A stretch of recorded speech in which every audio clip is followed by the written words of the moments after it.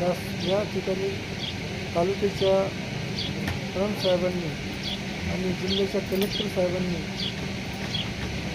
माणुसकी नसल्यासारखा निर्णय घेतला. जनावराला सुद्धा एवढी कठीण शिक्षा दिली जाणार नाही एवढी शिक्षा आज या ठिकाणी कलेक्टर साहेब आणि साहेबांनी दिली. खऱ्या अर्थानं 144 लावून आज आमचं आंदोलन निवडून काढण्याचा प्रयत्न केलेला आहे. परंतु मी यापूर्वी महसूल विभागाच्या मार्फत तहसीलदार प्रांत आणि कलेक्टर यांनी पत्र दिलेलं आहे. जर तुमचा नदीवर शासनाचा अधिकार आहे, मग नदीच्या पात्रातलं पाणी जर शासनाचं आहे आणि ते जर तुम्ही आम्हाला एवढा भयानक परिस्थितीमध्ये देत नसाल तर आम्ही फोकजन लावून नदी उकरून पाणी काढतो. त्याच्यासाठी तर तुम्ही आम्हाला अनुमती द्यावी, ही दिलेलं निवेदन